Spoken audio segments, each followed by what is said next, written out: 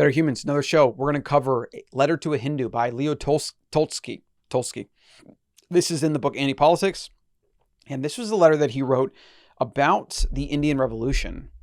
And then Gandhi was so impressed by it that he republished it and translated it. So let's see what he says here. This is applicable for today. This is America. This is every country on the planet. You say that the English have enslaved your people and hold them in subjugation because is it subjugation? I think it's subjugation. Because the latter have not resisted resolutely enough and have not met force by force. But the case is just the opposite. If the English have enslaved the people of India, it is just because the latter recognize and still recognize force as the fundamental principle of the social order. In accord with that principle, they submitted to their little Rajas, it's Rajas or Rajas, and on their behalf struggled against one another, fought the Europeans and English, and are now trying to fight with them again.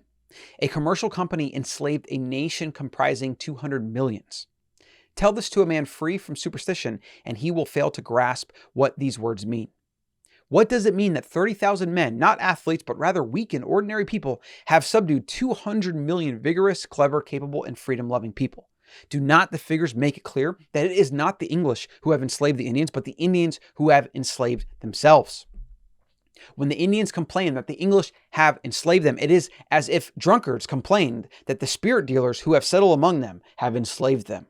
You tell them that they might give up drinking, but they reply that they are so accustomed to it that they cannot abstain and that they must have alcohol to keep up their energy. It is not the same thing with the millions of people who submit to thousands or even hundreds of others of their own or other nations. If the people of India are enslaved by violence, it is only because they themselves live and have lived by violence and do not recognize the eternal law of love inherent in humanity. So this point here that's really good that stuck to me was a commercial company enslaved a nation comprising 200 millions. That's basically what we have in America, which is why, it's easy to point fingers at the government and blame them.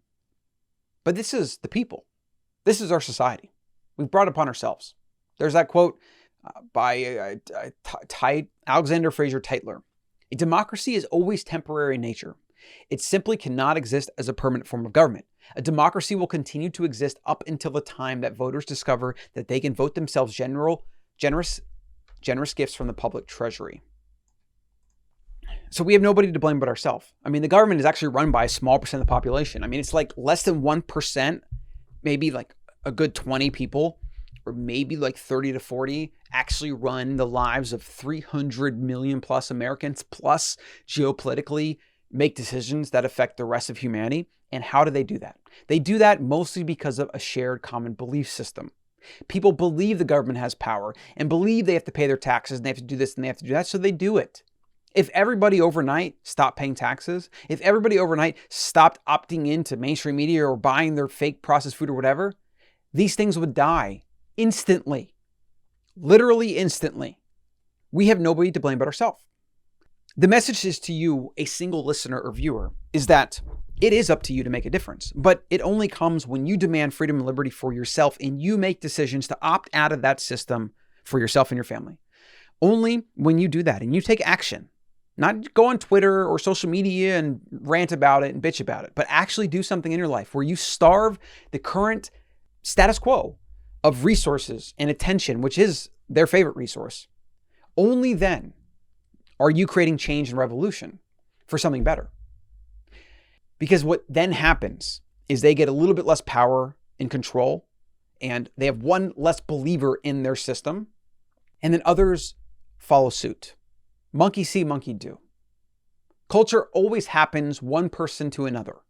When one person is doing something that is getting attention, and maybe it's better, it's a new technology, it's for this or that, people come along slowly. And generally most people, only when enough people are already doing it. So you have the early adopters, and then you have like the early skeptics that kind of convert, and then you have the masses, and the masses come, and then you have the laggards that come last. This is the same concept of any new technology written about in Crossing the Chasm, which is a book on the adoption of like internet and phones and things like that. It's the same way though for anything. It's any new technology that comes. Did you know that in India, they installed toilets everywhere because they wanted to reduce public urination and defecation, right? And people thought it was so weird to take a shit and take a piss in your own home where this toilet was. So they would still go into a field somewhere and pop a squad. You had kids that were paid to run around with a stick and basically ward people off and smack them if they were shitting or pissing in public, just to get them to try to start adopting the use of a toilet. I think in some areas they probably still deal with that. It's just hilarious, right? There's a lot of reasons for this. There's consistency bias. There's status quo bias. There's like what everyone is already doing. It's very, very hard to change that. There's inertia built into the status quo, right? But things do change. They usually change generation to generation. Every generation, there's like a few changes where the young revolt against their parents and they want to do things a little bit differently. They want to open their mind, or they're more kind of liberal and freedom loving or whatever. And so they come up in the world and like, I'm going to make a difference and I'm going to do this. And over time, with enough of that, you do get change. And then technology comes through. And technology is really the thing that changes society. People, they can kind of demand freedom.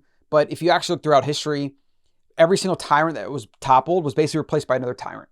You know, hundreds and hundreds of years to get to the point, you could even say thousands, to the point where we're at today. And then the internet is the next huge, massive disruption of consolidated power, which is why about 10 to 15 years after mass adoption, we're seeing craziness happen in the world. It's all connected. We're going through what a lot of people call a fourth turning. So it's a reset of sorts. Except this one is just natural, nobody can control. It's not some World Economic Forum like great reset nonsense. What happens is you get peak centralization, peak power, control, whatever. And then from that, people revolt because they don't like the impingements upon their freedom or whatever. And they become more aware and revolutionary ideas spread, etc. And then you get a decline.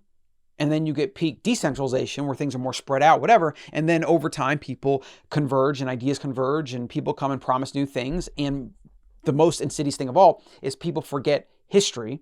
And so then they consolidate, centralize, and then they vote in charismatic people that are going to promise all these things. And then you get the same thing again, peak centralization. Because when somebody gets power, when humans get power, they want to keep that power.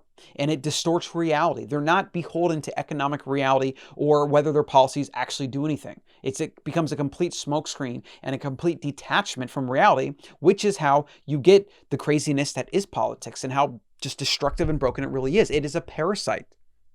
We are going through a decentralizing period right now. What's going to happen in the next 5 years, though, is anybody's guess, because the elite might try to really clamp down and have more extreme measures. They probably will manufacture more crises.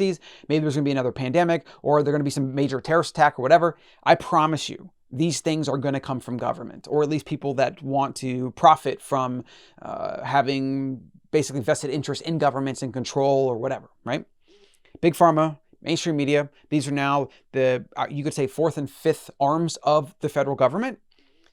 And it's pretty scary. They all collude, they all work together, they all fact check, and they all censor information that is a threat to their propaganda machine. You have nobody to blame but yourself. There are ways to opt out. Follow along with me and I will give you those.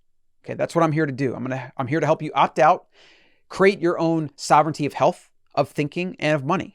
We have Bitcoin. We have eating an ancestry appropriate diet. That's how you opt out of their food. Bitcoin's how you opt out of their banking and their money and their fiat paradigm. And then way of life living and health. Those are all kind of like ways you could do things in the modern environment, in the urban environment. And then I'm now working on a project where I can help you opt out of even that. And that's going to be based on building communities outside of major cities in a decentralized manner that are completely off grid, etc. If you're excited for that, you can learn more over at sovereignhumans.org. The website probably won't be up today, but it might be up.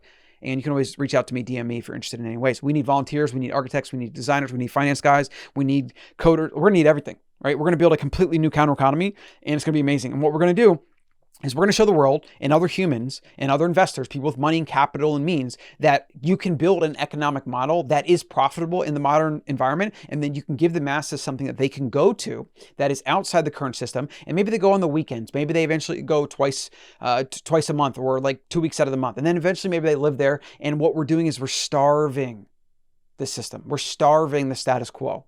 And thus we're starving the powerful that are using propaganda to basically coerce the masses into doing things that aren't good for them.